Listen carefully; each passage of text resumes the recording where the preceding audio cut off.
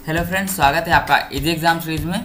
आज के वीडियो में हम आपसे जो है कॉन्ट्रैक्ट लॉ की बात करने वाले हैं। स्पेशल कॉन्ट्रैक्ट लॉ आप लोग जानते हैं कि आपको जो है इसको विशिष्ट संविदा लॉ के नाम से जानते हैं या फिर विशिष्ट संविदा विधि के नाम से जानते हैं। यह आपका LLB सेकेंड सेमेस्टर में और BA LLB के सेकेंड सेमेस्टर में पूछे जाने वाला एक सब्जेक्ट है। इसकी अगर जो बात करें तो यह आपका जो है कॉम्पिटिटिव एग्जाम में भी पूछा जाता है। तो यह सब्जेक्ट आपके लिए काफ़ी ज़्यादा इंपॉर्टेंट सब्जेक्ट है और यह आपका जो है दूसरा पेपर होता है LLB में। तो हम स्टार्ट करते हैं अपना वीडियो। अगर जो आपको यह वीडियो पसंद आए तो प्लीज़ लाइक शेयर और सब्सक्राइब कीजिएगा। और एक चीज़, अगर जो आपने इससे पहले के पार्ट ना देखे हों तो आप वह पार्ट देखिएगा, क्योंकि वो पार्ट भी काफ़ी ज़्यादा आपके लिए इम्पॉर्टेंट है। इसमें आपको जो है एक पार्ट और करवाया गया था जिसमें आपको जो है धारा करवाई गई थी और आपका जो है जैसे पार्टनरशिप लॉ की आपकी धारा हो गई, आपकी जैसे इम्पॉर्टेंट सेक्शन हो गए, आपके जो कॉन्ट्रैक्ट लॉ के ये चीज़ें उसमें करवाई गई थी। तो आप वह वीडियो ज़रूर देखिएगा, हम आपको उसको लिंक डिस्क्रिप्शन में डाल देंगे। तो हम स्टार्ट करते हैं अपना वीडियो। हमारा पहला क्वेश्चन है, क्षतिपूर्ति के अनुबंध में कितने पक्ष होते हैं? जब आपके जो है जैसे कोई चीज़ नुकसान हो जाता है तो उसकी जो संविदा होती है, जैसे आपका किसी से करार होता है, तो जब उसमें क्षतिपूर्ति हो जाती है, उसमें नुकसान हो जाता है, तो उसमें कितने पक्ष होते हैं इसकी बात की गई है। तो आप लोग जानते हैं कहीं पर भी जो है संविदा होता है, करार होता है, तो एक पक्ष से जो है करार हो ही नहीं सकता। एक पक्ष कैसे करार कर लेगा? कोई एक बंदा किसी से कैसे करार करेगा? अपने आप से थोड़ा ना कर लेगा, किसी दूसरे से करेगा। तो मतलब पहला ऑप्शन आपका ऐसे ही रिड्यूस हो जाता है, ठीक है। और करार आप लोग जानते हैं कि दो लोगों के बीच में होती है, ठीक है। तो यहाँ पर आपका करेक्ट आंसर 2 हो जाएगा।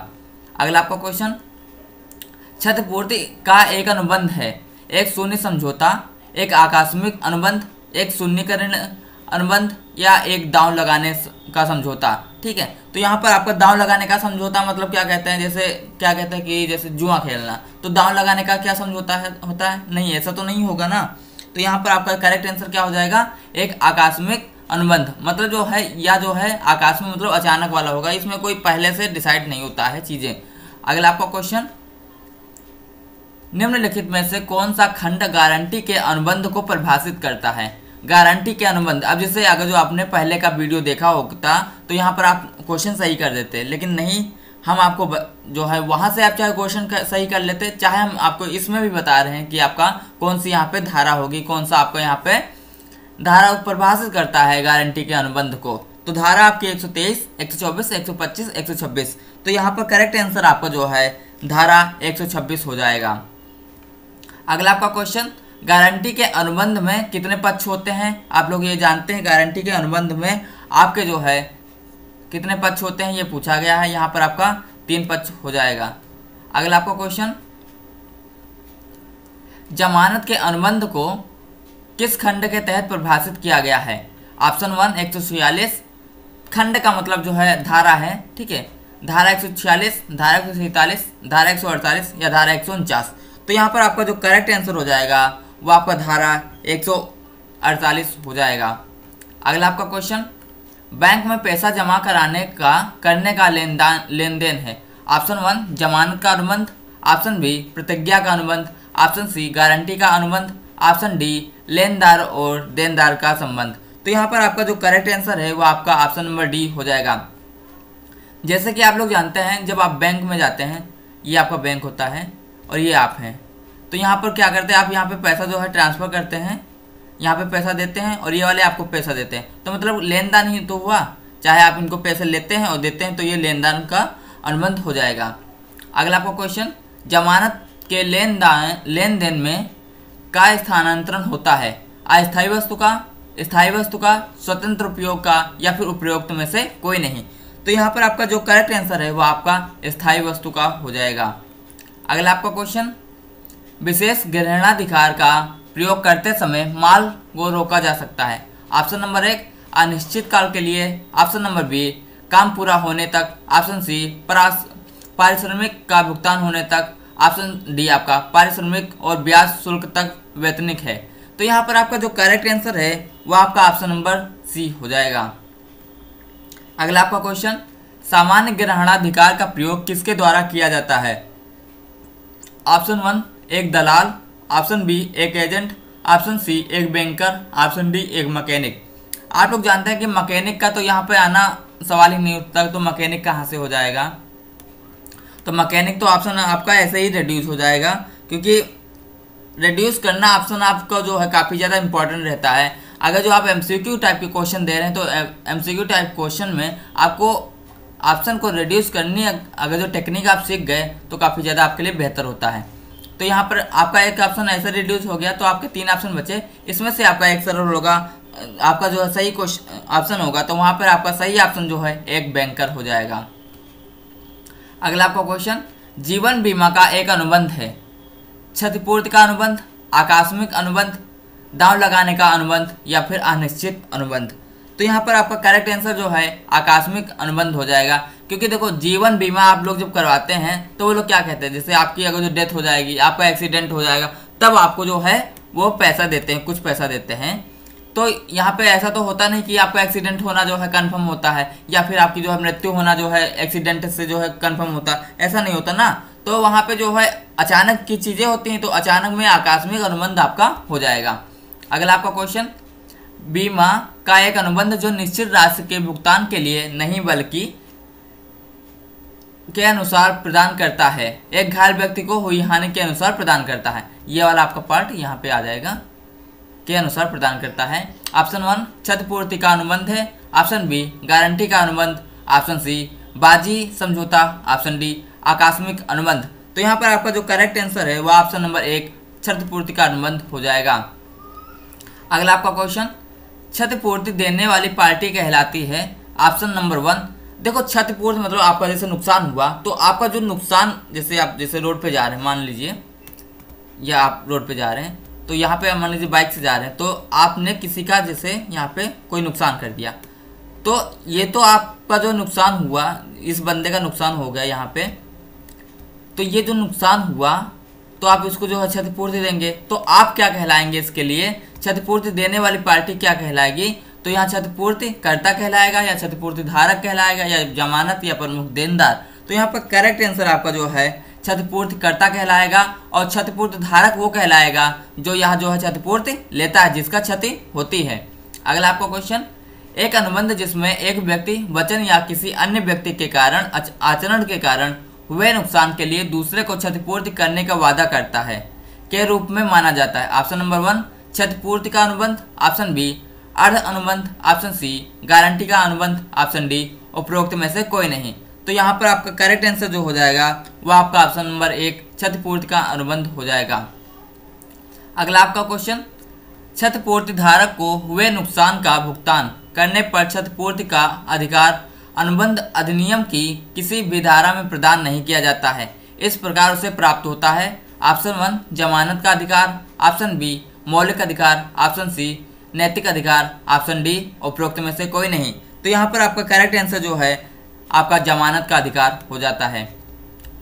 अवयस्कों के ऋण के लिए दी गई गारंटी है, ऑप्शन 1 वैध, ऑप्शन बी शून्यकरणीय, ऑप्शन सी शून्य, ऑप्शन डी अवैध। तो यहाँ पर आपका जो है करेक्ट आंसर जो हो जाएगा वह आपका जो है ऑप्शन नंबर 1 वैध मतलब वैलिड हो जाएगा। अगला आपका क्वेश्चन, एक जमानतदार का दायित्व है, ऑप्शन नंबर 1 मूल देनदार की तुलना में अधिक है, ऑप्शन बी मूल ऋणी से कम, ऑप्शन सी मूल ऋणी के समान, ऑप्शन डी न्यायालयों के विवेक पर निर्भर करता है। तो यहाँ पर आपका जो करेक्ट आंसर हो जाएगा वह आपका ऑप्शन नंबर जो है सी मूल ऋणी के समान हो जाएगा। अगला आपका क्वेश्चन, किसी विशिष्ट वस्तु के लिए एक व्यक्ति द्वारा दूसरे व्यक्ति को माल के स्वामित्व का हस्तांतरण उद्देश्य होगा, ऑप्शन नंबर 1 जमानत के रूप में माना जाता है, ऑप्शन बी हाइपोथेकेशन, ऑप्शन सी प्रतिज्ञा, ऑप्शन डी इनमें से कोई नहीं। तो यहाँ पर आपका जो करेक्ट आंसर हो जाएगा आपका ऑप्शन नंबर डी जो यहाँ पे कोई नहीं हो जाएगा। अगला आपका क्वेश्चन, एक व्यक्ति द्वारा माल की सुपुर्दगी दूसरे को किसी विशिष्ट उद्देश्य के लिए माना जाता है, ऑप्शन 1 जमानत के रूप में, ऑप्शन बी हाइपोथेकेशन, ऑप्शन सी प्रतिज्ञा, ऑप्शन डी बंधक। तो यहाँ पर आपका करेक्ट आंसर जो है जमानत के रूप में हो जाएगा। ठीक है। अगला आपका क्वेश्चन, माल की जमानत किसके द्वारा की जाती है, ऑप्शन 1 केवल चल माल की मालिक के द्वारा, ऑप्शन बी केवल अचल माल के मालिक के द्वारा, ऑप्शन सी इन दोनों में, ऑप्शन डी आपका इनमें से कोई नहीं। तो यहाँ पर आपका करेक्ट आंसर जो हो जाएगा वह आपका ऑप्शन नंबर 1 केवल चल माल के मालिक द्वारा हो जाएगा। अगला आपका क्वेश्चन, निम्नलिखित में से किस तरीके से जमानत समाप्त नहीं होती है? ऑप्शन 1 एक निर्दिष्ट अवधि को समाप्ति, ऑप्शन बी किसी वस्तु की पूर्ति, ऑप्शन सी बेलर का दिवाला, ऑप्शन डी आपका लाभकारी जमानत। तो यहाँ पर आपका करेक्ट आंसर जो है आपका बेलर का दिवाला हो जाएगा। इसके तहत आपकी जमानत समाप्त नहीं होती है। ठीक है। अगला आपका क्वेश्चन, एक्स अपनी कार वाई को मरम्मत के लिए देता है, यहाँ वाई एक है, क्या हो जाएगा? ऑप्शन 1 जमानतदार, ऑप्शन बी बेली, ऑप्शन सी गिरवी रखने वाला, ऑप्शन डी आपका साहूकार। तो यहाँ पर करेक्ट आंसर आपका जो है बेली हो जाएगा। अगला आपका क्वेश्चन, गिरवी के तहत गिरवी रखने वाले व्यक्ति को के रूप में जाना जाता है। ऑप्शन 1 जमानतदार, ऑप्शन बी गिरवी रखने वाला, ऑप्शन सी बेली, ऑप्शन डी प्रतिज्ञा। तो करेक्ट आंसर आपका जो है क्या हो जाएगा? वह आपका ऑप्शन नंबर डी प्रतिज्ञा हो जाएगा। अगला आपका क्वेश्चन, जमानतदार माल में दोषों के कारण जमानतदार को हुए नुकसान के लिए जिम्मेदार है, लेकिन एक के मामले में उसके लिए अज्ञात है। ऑप्शन 1 निःशुल्क जमानत, ऑप्शन बी गैर अनावश्यक जमानत, ऑप्शन सी आपसी लाभ के लिए जमानत, ऑप्शन डी उपरोक्त में से कोई नहीं। यहाँ पर आपका जो है करेक्ट आंसर बी हो जाएगा, गैर अनावश्यक जमानत हो जाएगा। आप लोग जानते हैं कि आपको जो है पेपर 4 से स्टार्ट हो रहा है, तो 4 से स्टार्ट हो रहा है तो मतलब आपको जो है 3 तारीख तक ही आपको पढ़ने का मौका, इसके बाद आपको मौका नहीं मिलेगा किसी अन्य सब्जेक्ट को पढ़ने का। तो 3 तारीख में आपका जो है एक को आप जो है न्यू ईयर भाई सेलिब्रेट करेंगे, तो एक को तो आप पढ़ नहीं पाएंगे। 31 दिसंबर को भी जो है मुश्किल है, क्योंकि वहाँ पर भी लोग पार्टी वर्टी अपना करते हैं, तो उसका भी दिक्कत हो जाएगा। तो आपके पास टाइम बहुत कम बचा है, तो आप लोग अच्छे से अपनी पढ़ाई करिए। आपका लगभग से केवल 12 दिन ही टाइम बचा है, 14 दिन आपका टाइम बचा है। तो अच्छे से पढ़ाई करिए और अच्छे से नंबर लेके आइए, क्योंकि टाइम बहुत कम आपके लिए बचा है। तो आप लोग मेहनत करिए प्लीज़, ठीक है। और यहाँ पे टाइम अपना दीजिए, जितना आप यहाँ पे टाइम अपना पढ़ाई के लिए देंगे उतना ही आपका वहाँ पे नंबर इंक्रीज होता रहेगा। ये लोग आप लोग सब जानते हैं, आप लोग छोटे तो हैं नहीं, बच्चे भी नहीं हैं जो आपको इतना समझाना हो। आप लोग सब मैच्योर हैं, सब जानते हैं ये सब चीज़ें। प्लीज़ अपना टाइम यहाँ पे दीजिए तो बेहतर रहेगा आपके एग्ज़ाम के लिए। और LLB है आपका, BA LLB है, ऐसा भी नहीं है कि आपको यहाँ पे 33% नंबर ला के पास हो जाना है। यहाँ पे भाई 33% नहीं, आपको 48% नंबर चाहिए होते हैं। और 48% नंबर लाना आप समझ रहे हैं ना कि 50% नंबर लाने के बराबर होता है। 48% नंबर ऐसे ही थोड़ा आ जाएंगे, आप जब तक पढ़े नहीं गए नहीं तब तक 48% नंबर कैसे आएंगे? 48% आपका टोटल परसेंटेज होना चाहिए। और यहाँ पे अगर जो सब्जेक्ट की बात करें तो मिनिमम एक सब्जेक्ट में आपका जो है 38 नंबर होना चाहिए। मिनिमम नंबर आपका 38 होगा तब आप उसमें पास होते, नहीं तो आपका वह बैक माना जाता है। ठीक है, तो प्लीज़ आप लोग पढ़ाई पे ध्यान दीजिए और यहाँ पे टाइम देना स्टार्ट करो, अपना पढ़ाई स्टार्ट करो। अगला आपका क्वेश्चन, बीमा किस सिद्धांत पर आधारित है? ऑप्शन 1 सहयोग, ऑप्शन बी लोकतंत्र, ऑप्शन सी समानता, ऑप्शन डी कल्याण। तो यहाँ पर आपका करेक्ट आंसर जो है सहयोग हो जाएगा। अगला आपका क्वेश्चन, यहाँ पे आपको ऑप्शन फिल करना है। का अर्थ है बीमित व्यक्ति को हुए वास्तविक हानि की भरपाई करना। पुनर्बीमा, क्षतिपूर्ति बीमा, बीमा योग्य ब्याज, ऑप्शन डी आपका हानि का शमन। तो यहाँ पर करेक्ट आंसर आपका जो है, यहाँ पर आपका करेक्ट आंसर जो है बी क्षतिपूर्ति हो जाएगा। अगला आपका क्वेश्चन, किसी अन्य व्यक्ति के लिए कोई कार्य करने के लिए या किसी तीसरे व्यक्ति के साथ व्यवहार करने के लिए किसी अन्य को प्रतिनिधित्व करने के लिए नियोजित व्यक्ति को संदर्भित करता है। ऑप्शन 1 एक प्रधानाचार्य, ऑप्शन बी कर्मचारी, option C agent, option D विकास अधिकारी। तो यहाँ पर आपका जो करेक्ट आंसर हो जाएगा वह आपका ऑप्शन नंबर सी एजेंट हो जाएगा।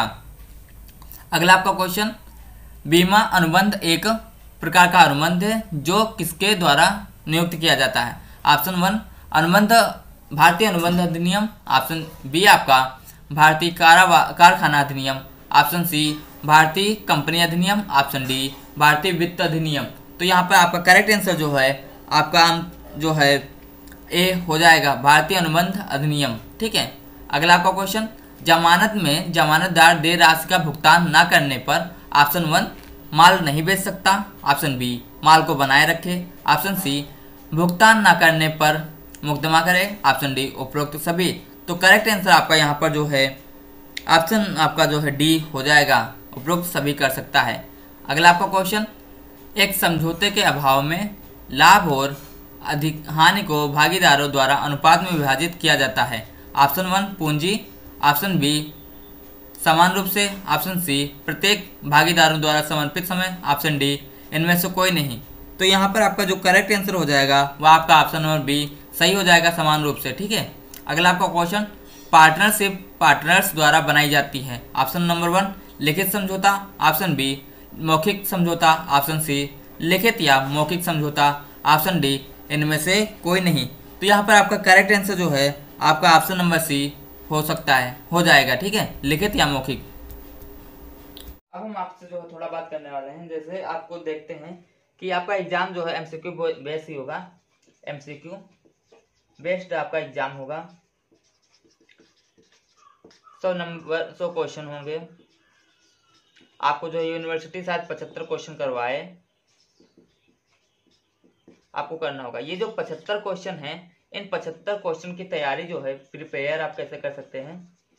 प्रिपेयर करने के लिए आपके लिए 2-3 चीजें होनी चाहिए। एक तो माइंड सेट होना चाहिए कि आपको एमसीक्यू क्वेश्चन ऐसे ऐसे करने हैं, ठीक है। और दूसरी चीज आपका जो है आप क्वेश्चन को कैसे जो है मिनिमाइज कर सकते हैं, मीन्स आपके ऑप्शन मिनिमाइज कैसे कर सकते हैं। ऑप्शन मिनिमाइज करने के लिए आपको प्रैक्टिस करनी होगी क्वेश्चनों की, और प्रैक्टिस करने के लिए आपके पास क्वेश्चन सीरीज होनी चाहिए, क्वेश्चंस होने चाहिए। आपको क्वेश्चन कैसे मिलेंगे ये हम आपको अब बताने वाले हैं। आपको जो है यहाँ पे जो नंबर दिया जा रहा है, आप यहाँ से जो है क्वेश्चन की पीडीएफ ले सकते हैं। तो आपकी जो पीडीएफ लेने का मतलब यहाँ पे जो है आपको क्वेश्चन की पीडीएफ के लिए पूरी ऑल टू ऑल डिटेल बता दी जाएगी, आपको कैसे क्वेश्चन पीडीएफ मिल जाएगी। इस क्वेश्चन पीडीएफ में आपकी जो है 1900 के लगभग एमसीक्यू क्वेश्चन होंगे। एमसीक्यू क्वेश्चन 300 लगभग आपके वन लाइनर क्वेश्चन होंगे। वन लाइनर आप समझते हैं, जैसे आपका बात की जाए तो 42वां संविधान संशोधन में क्या बताया गया है, ठीक है। मोरारजी देसाई के काल में जो है कौन सा संशोधन किया गया है, आपका जो है जो अमेंडमेंट होता है तो उसके लिए जो है कौन सी धारा का चेंजिंग होना जरूरी है, या फिर ऐसे जो है काफी ज्यादा जो काफी इंपॉर्टेंट क्वेश्चन होते हैं। या फिर आपकी धारा की बात की जाए तो धारा 143 में आपका क्या बताया गया है, और आपका अगर जो पब्लिक इंटरनेशनल लॉ की बात की जाए तो वहां पे जो कोर्ट के लिए जो है क्या जरूरी होता है। तो मतलब जो वन लाइनर क्वेश्चन होते हैं उस टाइप के आपको 300 one liner question most important मिलने वाले हैं, मोस्ट इंपॉर्टेंट। अगर जो आपको 1900 और ये 300 को मिला के 2200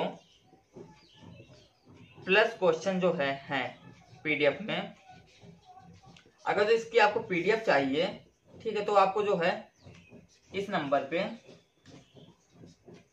545536 पे जो है व्हाट्सएप मैसेज करके आप जो पीडीएफ की डिटेल ले सकते हैं। ये क्वेश्चन और पीडीएफ आपके लिए काफी ज्यादा इंपॉर्टेंट होने वाली है, और आपके एग्जाम के लिए काफी ज्यादा ये आपका एग्जाम इजी बना सकते हैं, क्योंकि 75 क्वेश्चन करने का मतलब ये है कि यहाँ से जो है काफी ज्यादा इंपॉर्टेंट क्वेश्चन होने वाले हैं, और 75 क्वेश्चन आपके जो है अच्छे से मैनेज हो जाएंगे। अगर जो आप यहाँ पीडीएफ से पढ़ते हैं आपका कोई दिक्कत होने वाला नहीं है, ठीक है। तो अगर जो आप चाहना तो यहाँ से आप पीडीएफ के लिए डिटेल ले सकते हैं, ठीक है। तो हम आगे, तो दोस्तों आज के लिए बस इतने ही क्वेश्चन, मिलते हैं अगले वीडियो में। यह जो है काफ़ी ज़्यादा इंपॉर्टेंट आपके लिए वीडियो रहा, आप इसको पूरा देखे होंगे तो आपको समझ में आया होगा कि क्वेश्चन काफ़ी ज़्यादा सही लेवल के थे, और आपके एग्ज़ाम भी अच्छा होने वाला है।